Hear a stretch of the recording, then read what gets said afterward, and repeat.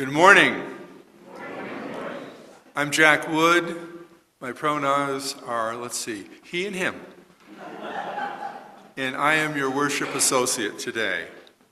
This morning's service is about the dynamics of the First Amendment to the United States Constitution as it relates to the role of religion and religious activity in the state of Arizona and its political subdivisions. Our guest speaker today is Jeanne Casteen, the Executive Director of Secular Arizona. Jeanne is a former English and Social Studies teacher and was a school board member for Creighton School District in Phoenix for 8 years. She's currently the Executive Director and the Lobbyist for Secular AZ, a nonpartisan, nonprofit advocacy organization dedicated to protecting the constitutional separation of church and state in Arizona. The organization educates lawmakers and the public, tracks state legislation, and mobilizes supporters to advance freedom of conscience and evidence-based policy for Arizonans of all faiths and those who have none.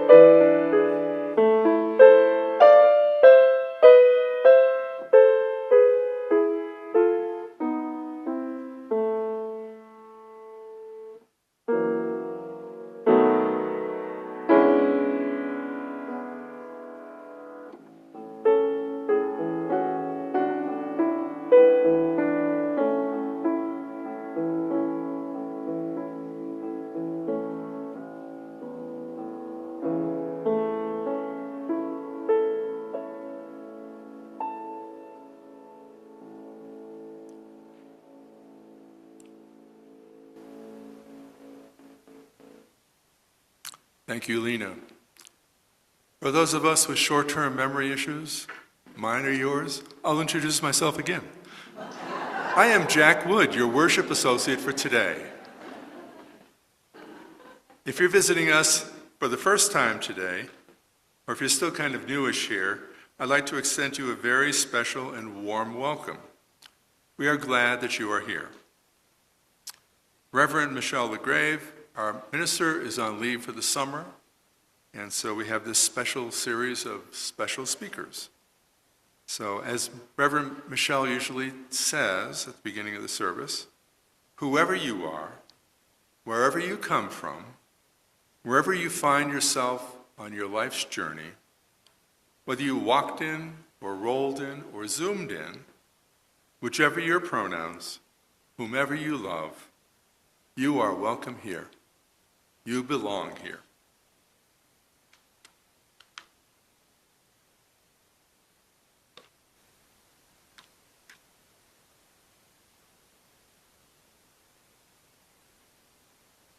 I think I rang this before, but I'm going to do it again.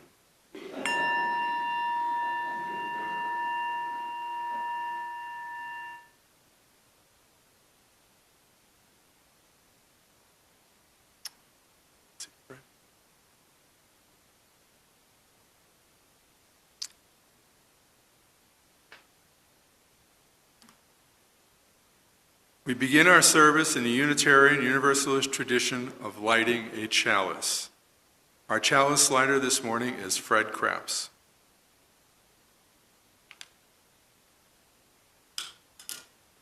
Today we light the chalice with these words.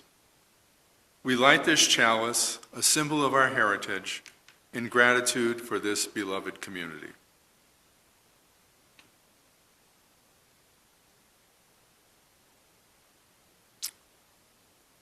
A few, very few opening words. From the First Amendment to the U.S. Constitution, Congress shall make no law respecting an establishment of religion or prohibiting the free exercise thereof. A simple phrase, 16 words, but one which has had powerful consequences and repercussions over the last 250 years.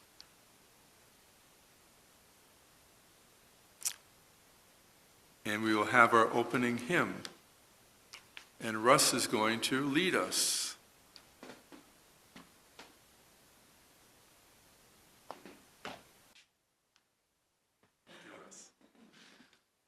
You people need to stand again. Thank you.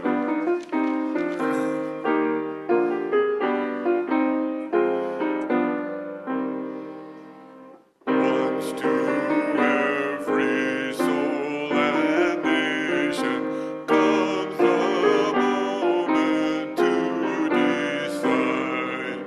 In the strife of truth and falsehood, for the good or evil side, then to stand with truth is noble when we share its wretched crust. Ere that cause bring fame and profit, and 'tis prosperous to be just. Though the cause of evil may prosper, yet 'tis truth alone is strong. Though its portion be the scaffold, and upon the wrong be wrong, then it is the brave one chooses, while the coward stands by side, till the multitude make virtue of the faith they have denied.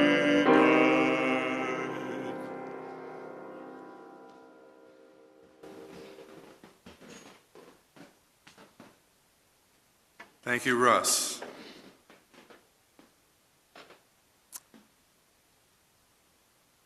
Please join me in saying the words to our covenant.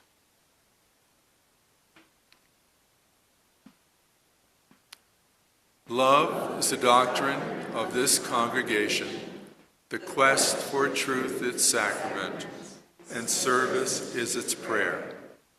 To dwell together in peace, to seek knowledge and freedom, to serve others in community, thus do we covenant together. And now we come to the audience participation portion, the offering. As we prepare to receive the offering this morning, let us embrace the feeling of connection and community that we have when we gather here each week.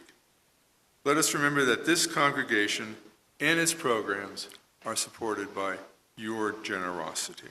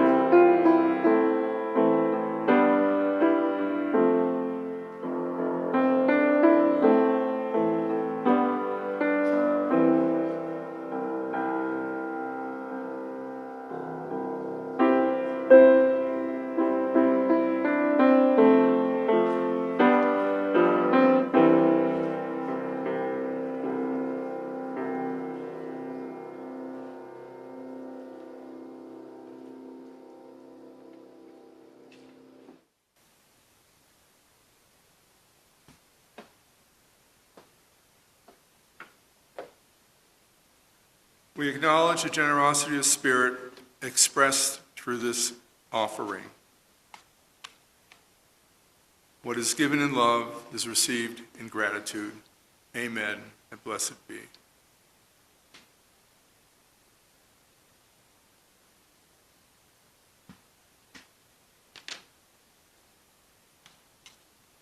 I've noticed that when the minister is not here, the worship associate has to do a lot more work. Gee whiz. So I thought we'd have a little meditation where you guys can all settle down and relax for a few minutes. And you don't have to close your eyes. You just have to relax, get centered. And I attend intermittently the Buddhist session that's held across the street. And there we're taught the importance of breath and breathing. And so usually what I try to do is I try to breathe in and fill my belly, which is usually full anyway, and then breathe out slowly. And that really helps to relax. And you just do it over and over and over again. And so today I invite you to breathe in, breathe out, and perhaps think about today's topic. Religion and its place in our society, in our culture, in our government, and whether there should be a place for it or not, and perhaps how it's played a role in your life to this point. So I'll give you a few minutes to just meditate on those things, and then you'll hear the chime again.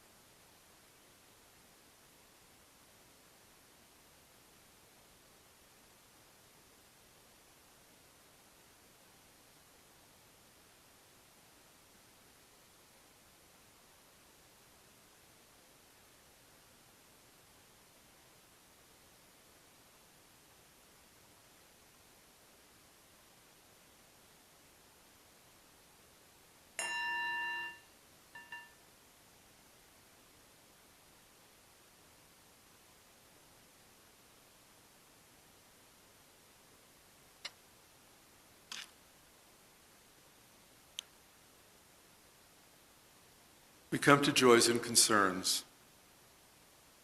Beloved community is at the heart of Granite Peak Unitarian Universalist congregation.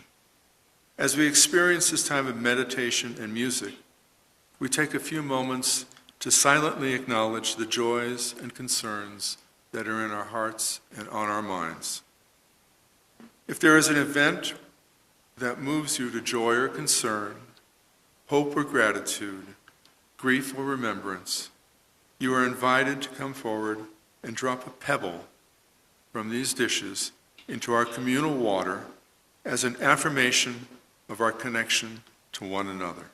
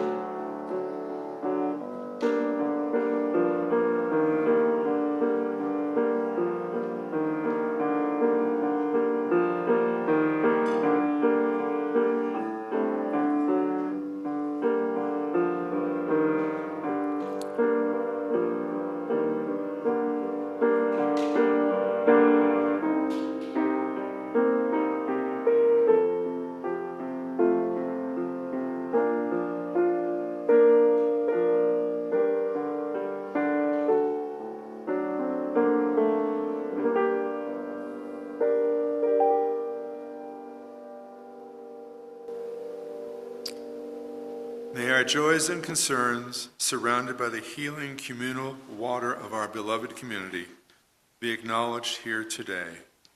So may it be. We're going to sing Spirit of Life.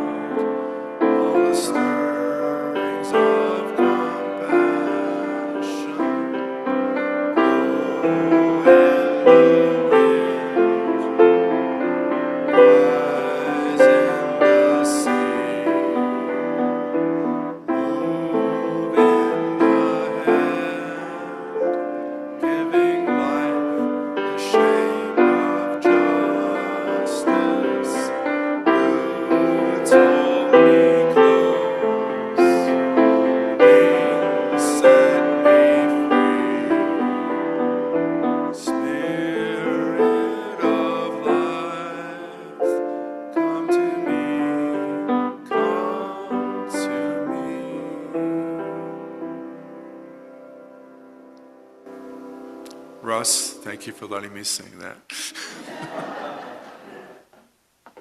And now we come to our sermon with our special guest speaker, Jeanne Casteen.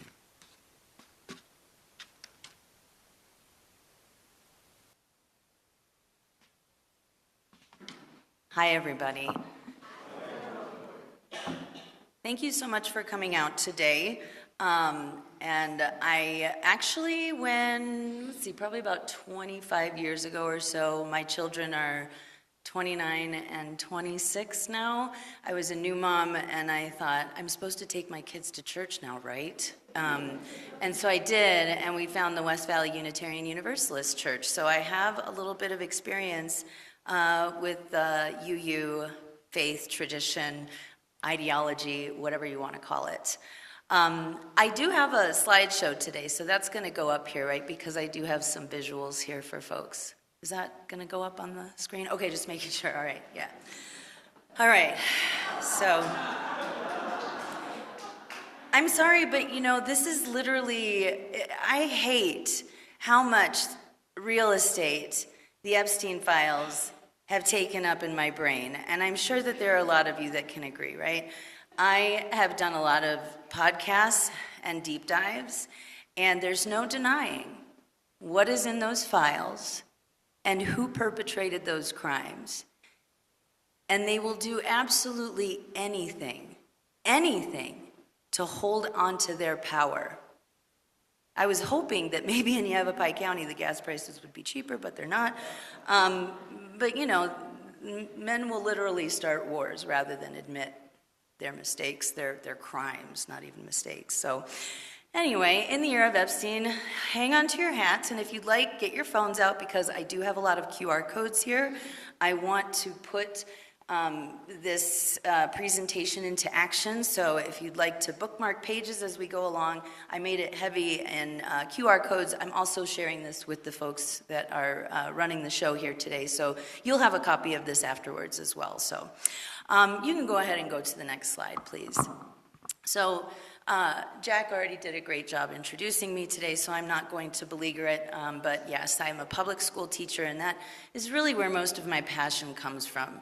I realized early on that I couldn't affect the same kind of change within the four walls of my classroom as I could outside of them. So while still teaching, I sat on the Creighton School District Governing Board, and back in those days, from 2012 to 2020, school boards were focused on actually doing good, right, for the kids in their district. We started a supper program that fed families in our district who are dealing with food insecurity, like 100,000 meals a year. We also started free sliding scale bilingual preschool for families living far below the poverty line, and we opened an adult learning center where families could take classes about learning English, or prenatal classes or GED classes, and every year we graduated more adults. Now, unfortunately, the policies coming out of our school boards are vastly different. You can go ahead and go to the next slide. So we are nonprofit, we are nonpartisan, but we are so divided as a nation right now. When I talk about politics, there is one party who tends to adhere to these Christian nationalist ideologies. And let's make no mistake here, this is not Christianity, and folks in this room know this, right? Christian nationalism is a political ideology, and it truly is the greatest threat to our democracy today.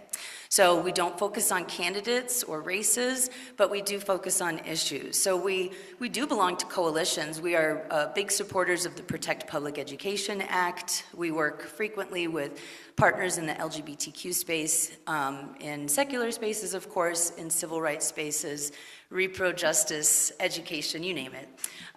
We also have an attorney who handles legal complaints. We are always looking for folks who can help us with those legal complaints, because as you can imagine, nowadays we're getting more and more of them. You can go ahead and go to the next slide.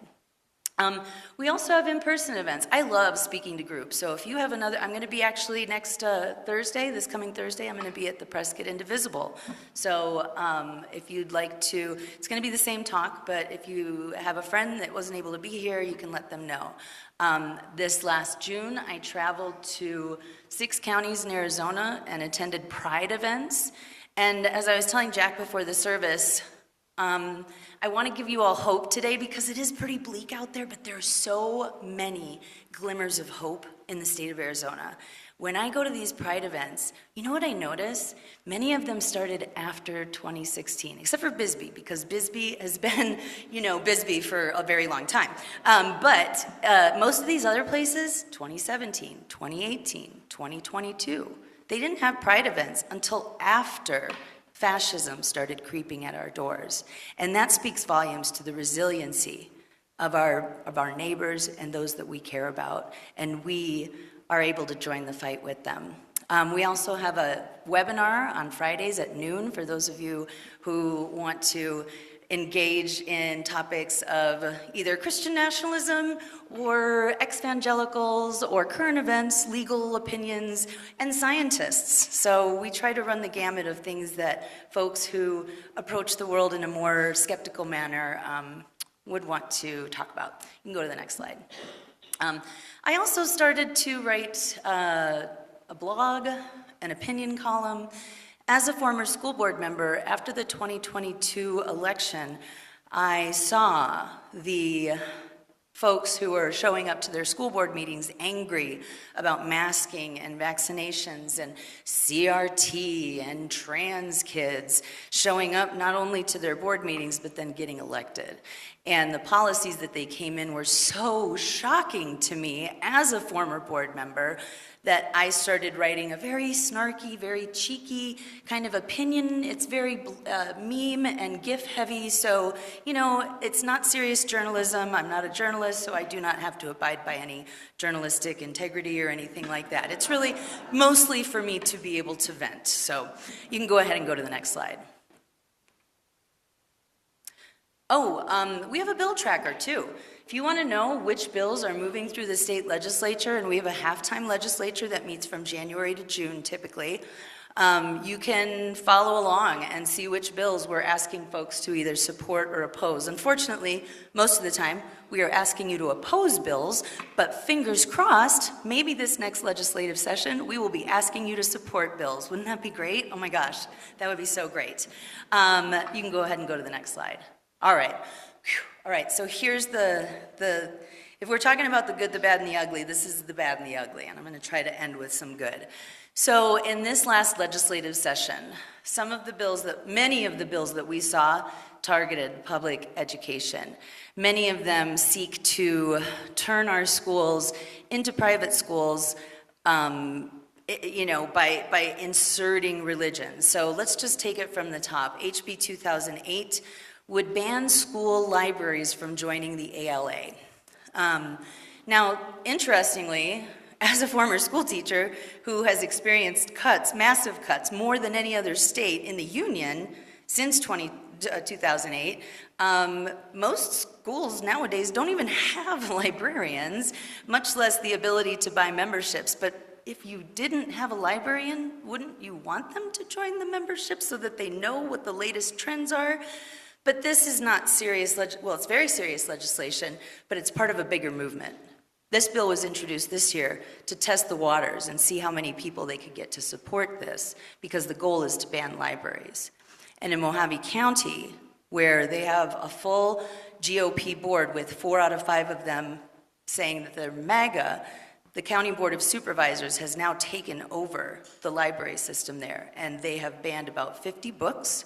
And they will be having a discussion soon to make it so that anyone under the age of 18 that wants to check out a library book needs to get written parental permission to check it out from the adult section. If you're doing a report on ancient Rome, too bad. You're going to have to look at picture books, kids. But that's the goal, to ban our libraries. And let's think about libraries and all that they do, right? After those horrible floods, a year and a half, 2 years ago, was it West Virginia, Tennessee? Where did folks go to get a signal, to get clean water, to find out if their relatives were still alive? They went to their libraries. And I now have a grandson that I take my library to every Thursday. And there are people there who are getting respite from the heat, who are able to gather up their documents. The library frequently has events for unhoused people to be able to get access to documents and make appointments and things like that. They are going after the fabric of our society. HB 2110 would allow for prayer at school board meetings. And this is part of why I started writing my blog, was because there were 2 board members in Peoria Unified School District, the 4th largest district in Arizona, by the way, and they started reading scripture at board meetings. And Secular AZ, as well as the National Freedom from Religion Foundation, filed a complaint. While she did stop, she ended up suing the district. This woman named Heather Rooks sued her own district, saying that they were stifling her First Amendment rights. Now, the judge, who, by the way, was a Ducey-appointed, very conservative judge, threw it out with no grounds. So it didn't make it anywhere. But they will keep trying, and they will keep trying in federal courts, because we know where the cases end up in federal courts. Excuse me one second. The next one, and I want all of you to pay attention to this one too. I meant the next bill. Education's very heavy. 2266, there's an organization called LifeWise. LifeWise Academy started off in Ohio, Indiana, and they set it up like a franchise. As a matter of fact, this is an organization whose annual profits in 2020 were $1.5 million, and in 2025, their latest reportings were $37.5 million. It's a nonprofit, by the way. They have expanded into schools across the nation, and their goal is to change every state's statute to go from a may to a shall state. You know, Arizona has long worked alongside the LDS Church to have seminaries. You know, you've seen it before, right? There's a high school, and then there's a seminary right next door, or a temple across the street, right? They've always worked together. But we are a may state. You may do this. You may allow students to leave during the school day, but there are forces out there, starting with LifeWise Academy, that wants to turn us into a shall state, and that's what HB 2266 would have done. Thankfully, it was vetoed, but that's why we all need to keep our eye on the prize and make sure that we, at least in the governor's office, maybe try to keep the status quo so we have that veto stamp. And I'll tell you what, she's not perfect. There have been a couple bills that we oppose that she's signed into law, and I'll talk about those too. A really terrible trend that's happening in public education, and again, this is going after the fabric of our society, is to remove mental health supports from schools. Shortly after the Columbine shooting in Arizona, bipartisan group of lawmakers got together and said there's a crisis. And they got together without, fighting and said we need mental health supports in schools. So they changed the law in Arizona to make that happen. Now these folks are saying we don't need it. The kids don't need it. The same ones that say it's not the guns, that it's a mental health crisis, now are getting rid of mental health supports. Now again, this one didn't even, I don't think, make it out of the chamber, but this is the movement. In Peoria Unified, they've gotten rid of all of their social workers. They did away with a program that would teach kids about the human body, about healthy relationships, about consent, and they did it because they know that social workers are frequently the first line in a kid's life who is not being accepted or affirmed in their home. I've heard arguments in school board meetings talking about how social workers are transing our kids, and what that means is that they're saying, that's your preferred nickname? That's what I'm going to call you. Those are your preferred pronouns? That's what I'm going to call you. And they want to do away with that. There's also a faction of these folks who truly believe that mental health is demonic possession. I've had people stand up when I go to a school board meeting and walk away from me as if I have horns coming out of my ears, and I'm not joking. So yeah, this is what we're up against. Of course, more book bans coming out. Let's go to the next slide, because again, I see your faces and I don't want it to all be doom. So there is good stuff happening here. Thankfully, a few years ago, the voters of Arizona codified abortion justice, abortion reproductive justice into our Constitution. And you'd think that in these districts where more people voted to codify abortion than voted for these candidates, you would think that maybe they would stop trying to attack abortion rights. But they don't. These are all the bills that happened this year. They do this backwards thing of pretending like they care about pregnant people by, introducing a bill that would allow folks to use the carpool lanes. But that's really about establishing fetal personhood, right? That's what those things are about. Or bills that would mandate child support. Everybody wants single moms to get their child support, but they want to start it from when? From the pregnancy due date? They were literally introducing legislature that would, mandate for child support to be paid upon the discovery of a pregnancy. Again, saying that life begins at conception. Despite the fact that there are a few religions out there that fully disagree with that. And that's a trend as well, right? There's religious freedoms for me, but not for thee, right? Go ahead and go to the next slide, please. Lots and lots of bills about trans folks. And when you look at the trends, it's really interesting because discussions of trans folks really didn't become a thing that happened in state legislatures until about 2018-19. And then it exploded during the COVID pandemic. Here in Arizona, we have one legislator named Senator John Kavanaugh, who has actually been singularly focused on other people's genitalia for some reason since 2012. But this man has introduced countless bills. I have these videos for impact, really, and it's a little bit disturbing.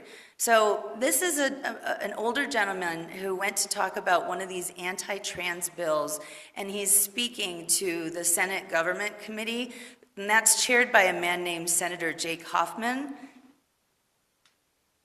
If you don't live in Maricopa County, you may not know who he is, but he holds an awful lot of power, and you might have read about him because he's the guy who runs the committee that decides which of Governor Hobbs's picks for her cabinet are approved. And it has become a battleground and very abusive. So this is, yeah, go ahead.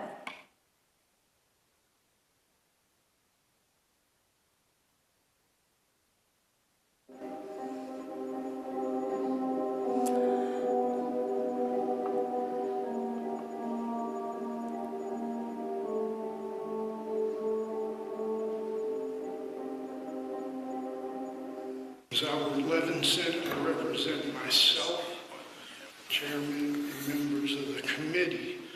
I am against the adoption of SRC 1006. My comments are for the Republican members of this committee.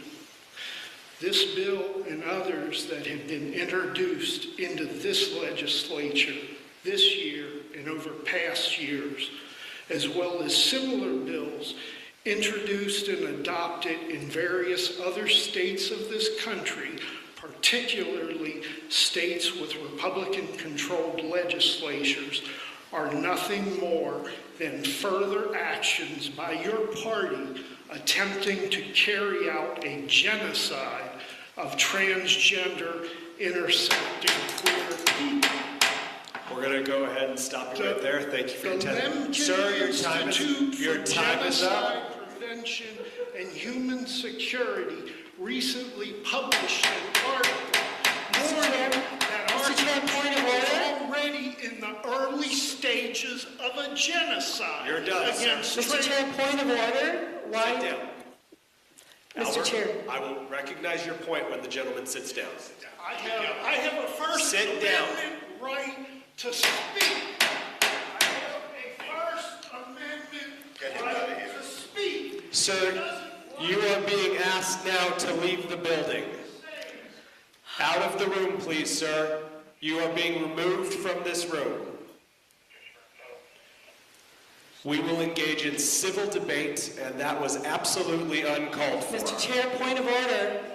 I will recognize your point of order when the situation is resolved, Senator Cubey. The woman he's talking to is a very accomplished scientist, by the way. Senator Cubey, you're recognized for a point of order. Mr. Chair, I believe you sparked that.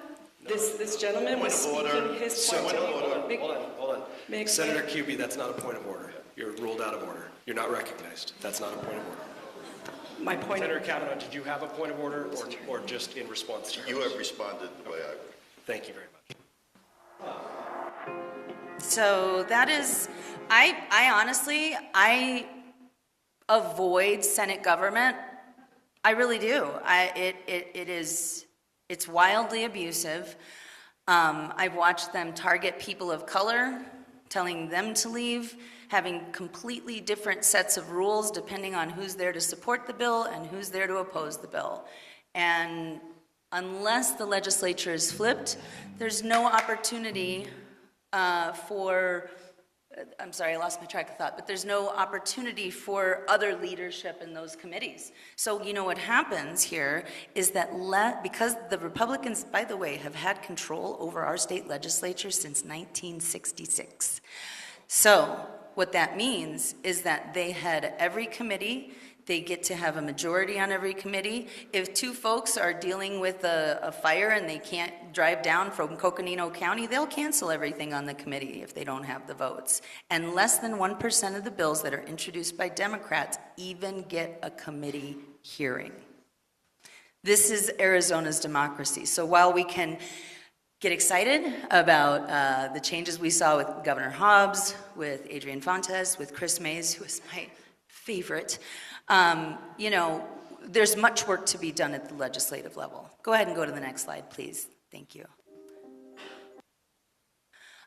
So I actually got to, because I was a teacher, a friend of mine who teaches government classes with a bunch of seniors at North High School in Central Phoenix, she said, hey, we're doing like a career thing. Can you come in and talk about the work that you do? And I showed the video that I just showed you.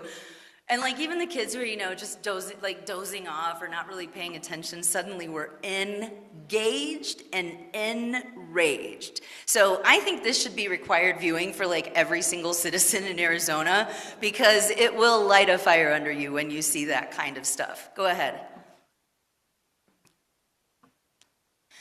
All right, I just wanted to talk a little bit about who represents you. I'm not sure how much you delve into your local elected officials, but these three screenshots come directly from their Twitter feed. They believe that they, like many others in our state legislature, that they are involved in a holy war right now. Sometimes I stumble upon these, you know, local hate preachers, or, you know, somebody will share a link with me, and I see some of these like Pentecostal churches where they are absolutely electioneering from the pulpit. And many of these churches truly believe they're in a holy war, that this is a fight between good and evil. It's funny, your song, the first song referenced the battle between good and evil, and it's so crazy making, isn't it? Like the people, what were the words that were said? Faith that they have denied, you know, that was in the lyrics, and it's like these people lead with their faith, but at the same time they deny the very tenets of their faith. It's very bizarre. So you've got Quang Nguyen, whose family escaped from Vietnam. So he has very strong feelings about communism, as he probably should. But he then is now embracing these fascist ideologies, which I find really fascinating. And even within his own party, Tyler Boyer, who is now essentially leading Turning Point USA in Arizona, you know, asked him if he was even a citizen or if he even spoke English on Twitter. So the girls are fighting, folks. That's all I have to say, is the girls are definitely fighting, and it's on full display. But unfortunately, currently, your representation is very much of the Christian nationalist sway. Go ahead and go to the next page, please. Oh, I did want to give some legislative outcomes, and this is because I'm just fascinated by it. We saw I find it very interesting because we did see some of the more moderate Democrats in South Phoenix lose their seats to much younger, Gen Z, very excited about that, very progressive and outspokenly progressive candidates. But in the same regard, in Tucson, two of the very moderate Democrats, the sisters, Consuelo and Alma Hernandez, they managed to retain their seats against the more progressive candidates. And then also at the legislative level, which I found kind of interesting, and by the way, there is such a small sliver of difference between the TPUSA Republican Party and the Republican Party, but the cracks are really showing. And in our legislative races, where I thought we would see folks go further to the right, they actually chose the more moderate choices for legislative. But then we saw what happened. I think it's the next slide. You can go ahead to. Oh, yeah, push it again. I don't remember what that QR code is even. Okay, go ahead and go to the next one. Sorry. Okay, that's that. This one's good too, because, you know, again, we also saw Greg Stanton retain his seat against, you know, who's claiming to be the more progressive candidate, Kai Newkirk, but then there was all of these accusations about weird behavior with women. And so I tend to believe women, and so I don't know if that's what affected him. There was a lot of controversy around it, but what we saw in those congressional races on the other side, far right. The one that I find the most fascinating is Mark Lamb, because here's a guy who, aside from Sheriff Joe maybe, has some pretty serious recognition in the whole United States. By the way, he doesn't live in Arizona. He lives in Tennessee. There's a whole controversy happening about that right now. But this guy is supposed to be the shoo-in. And in his primary, because we all know the accusations that came out with him, he's having inappropriate relationships and sexting, and there's wife swapping and swinging going on and things like that. And he still won his primary. But let's remember, too, that his primary was decided by 9% of the registered voters in Arizona. And the guy who he ran against was essentially a no-name guy who barely showed up anywhere, named Daniel Keenan, and he managed to get 45% of the vote. And I betcha if we hadn't seen the scandals coming out, and by the way, the LDS church cover-up of the scandals, then maybe there would have been a larger margin. But the fact that he only won by about 8 percentage points, I think that CD5 might be one to watch. And I happen to know some of the people who are running that program, and they're kind of knocking it out of the park, folks. Also in CD6, down in in Tucson area, Joanna Mendoza, in her primary, got more Democratic votes than the Republican did get Republican votes. Siscomani. I think as long as our elections are still free and fair, I think we might see that blue wave that everybody keeps talking about. Go ahead and go to the next slide, please. And again, further right for the GOP. How did that turn out for him last time? Was Kerry Lake governor now? I can't really remember. It's so hard. But them going further to the right, at least in the last election, was not a good strategy for them. So we have options for this next election, and who knows what we will see at the state level, again, if we have free and fair elections. You can go ahead and go to the next slide.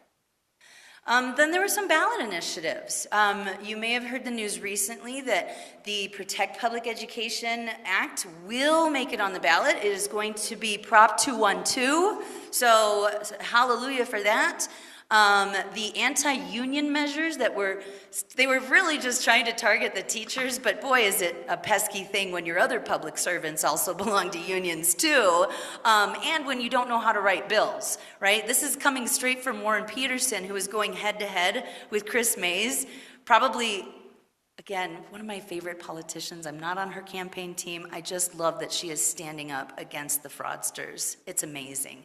And so Warren Peterson clearly shows that he does not understand the law in the state of Arizona, because not only did Prop 143 not survive its challenge, but Prop 145 looks like it's poised to also not. They're appealing it, of course. This is the one that would negate Prop 212, because they mention military families that receive vouchers. So, and again, this bill was their Hail Mary pass.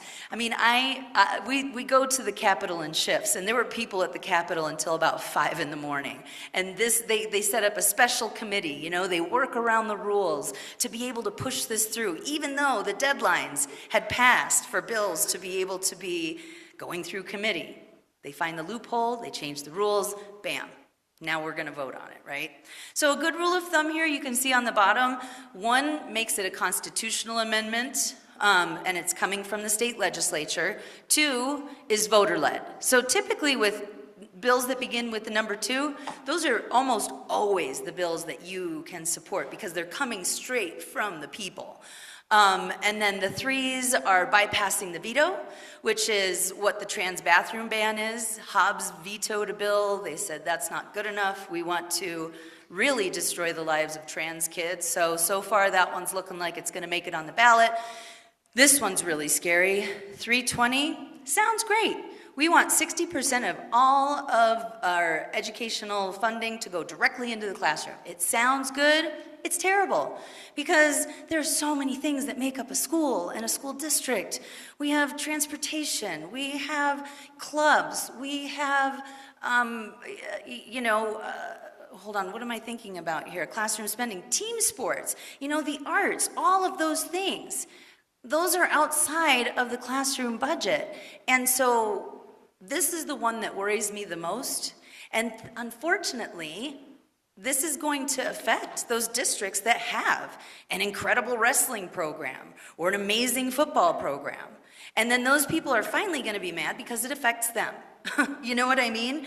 But that's the rub here, is like for so many of these people, yeah, I'm sitting in a room with people who I know probably are empaths, and if you're like me, experience just empathy all the time. I have compassion burnout, you know, like I'm tired of feeling all of this. And they just seem to completely lack it, and it's really tough. But I am going to give you hope, so let's go to the next slide. Oh wait, not yet, no hope yet. Okay, sorry. Okay, so yeah, unfortunately, this is a plan that has been in the works since the mid-90s. Governor Fife Symington was the first one to open the door for charter schools, and here we are, dead last by just about any metric that you want to measure us. Classroom sizes. I just got a call from an old colleague of mine who worked in Isaac school district, which also made the news recently. But he said that the ELA teachers, the English language arts teachers in the middle school, where kids are really active. I taught middle school, this is how I know. They have 48 and 52 kids in their class. Title I school, 100% living in poverty, free and reduced lunch, 48 to 52. Tell me you don't care about public education without saying you don't care about public education. So, as a result, we have closures happening. Do charter schools have to do any kind of research to find out if any schools are needed in that district? No. In the district that I was in, when I was on the board from 2012 to 2020, we had 2 religious schools. The small district, we had 9 schools. 9 schools in a little swath, K-8, you know? And we had 2 private schools and 5 charter schools within our boundaries. And what would happen is, after the 100th day of school, the charter schools with the kids who are right after the 100th day, because that's how we do our funding, we'd suddenly get an influx from the charter schools of the kids who maybe had behavior problems, who had low test scores. Get them out so you can get the funding in time. Get them out so you don't have to take on their test scores. Public schools have to take children who have individualized education programs, IEPs. Charter schools don't. Private schools don't. Private schools, people who work there, they don't have to have fingerprint clearance cards. They don't have to go through background checks. You may have read the news too that just recently the law in Arizona was upheld that clergy does not have to report abuse if it's in a confessional. Go ahead and go next. So when people tell me they care about children and then they do stuff like that, I don't believe you. Peoria has become, I say, the canary in the coal mine for both good and bad. It shows a real timeline of what happens in a local district when a school board is taken over by religious extremists. So this is the district where the former president sued the district for, because she was praying at board meetings, reading scripture, and then she got a majority on the board. They got rid of social workers. Before she got on the board, she cost the district $300,000 worth of public records requests. All told, she's cost the district about $1 million. Whether it's lawsuits, denial of grant funding, they had grant funding, $250,000 that was already approved by the federal government, but they said, we don't want it. And they got rid of their social workers and all the funding that went along with it. And by the way, before she even got on the board, she also got rid of the Bloom 365 program that teaches kids about boundaries and safe relationships. Since they got rid of that program, there have now been 3 cases that have gotten national attention of teachers having abusive sexual relationships with their students. So, this woman is very interesting. She got on the board with Heather Rooks. Her brother is former state senator and January 6th insurrectionist, fake elector, former Senator Anthony Kern. Now, she believes I'm possessed by demons. She's wildly Islamophobic. In fact, the Center for American Islamic Relations has started getting involved because of her wildly Islamophobic rhetoric on her social media. And she believes that the reason, well, she's going to tell you why school enrollment is going down. You can go ahead and push play.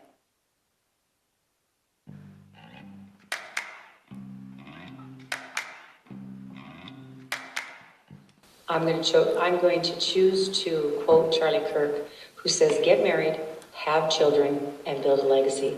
One of the reasons that we don't have enrollment is because we literally don't have children. Whether that's from abortion or you're just choosing not to have children, but that is a part of this, the percentage. Is there a problem?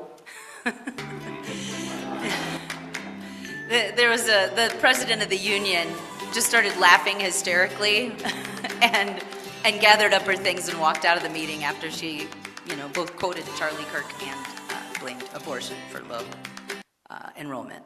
You can go ahead and go to the next slide, please. Pretty sure Hope is next. I'm almost positive. I'm probably over time too, aren't I? Am I? I know Unitarians like to get to fellowship. I do. We're always looking for donors. So if any of you are interested in supporting our cause, right now we have a drive to just get folks to be $10 donors. It is becoming more and more difficult for us to raise funds, and the need is greater and greater. So if you are interested, feel free to reach out to me or our development director, Eddie. You can go ahead and go to the next slide. Okay, so here's the hope part, okay? So first of all, everything seems terrible, but there are cracks in the foundation on the other side, big ones. Right now, you've got folks who in Peoria Unified School District had been supporting the extremists. And now that they have gotten rid of social workers and seem to be only governing through social media, the folks that used to support her, they're now showing up and trying to get her off the board. So that's a victory. I have a friend who's running in Cave Creek, North Scottsdale, Fountain Hills. Very red, very conservative, lots of money. And he knows that he's got to knock on doors of not just Democrats, but Republicans and independents. And he tells me that in 80 to 85% of the conversations with independents and Republicans, and it takes a minute, it takes 10 to 15 minutes per door, if not more, they're shaking his hand and saying, "I'm going to vote for a Democrat for the first time in my life."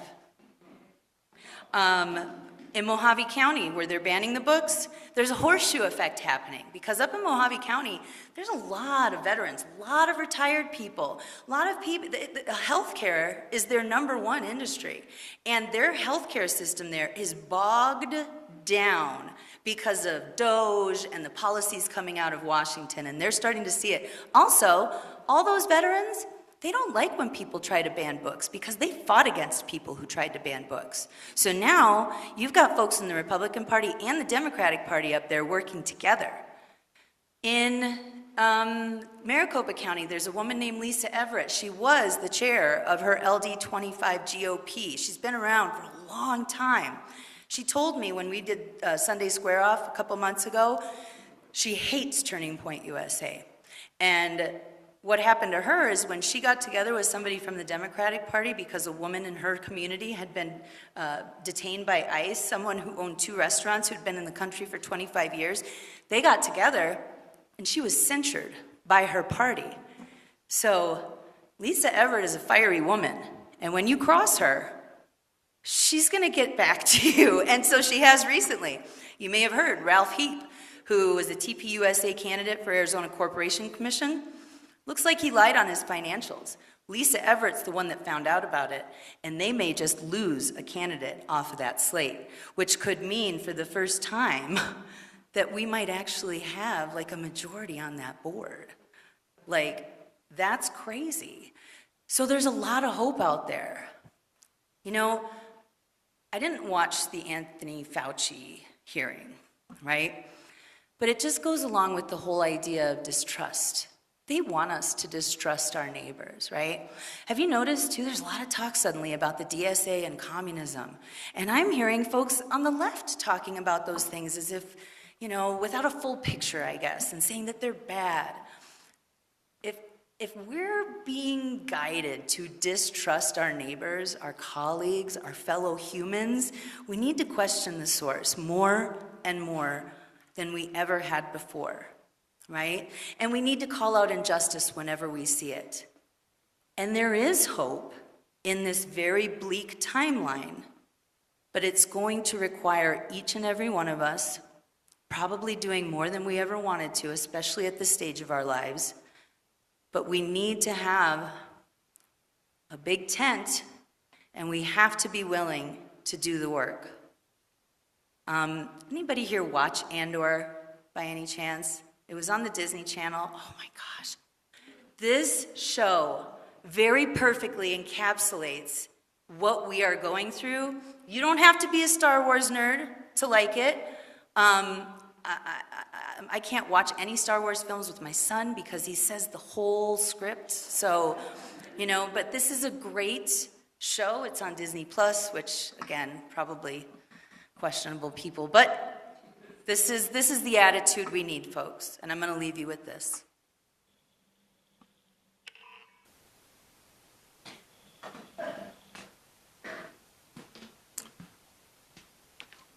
Okay, so we're going to have a hymn, and my friend Russ is going to come up to lead us in this one. We'll build the land, number 121. So rise in body or spirit.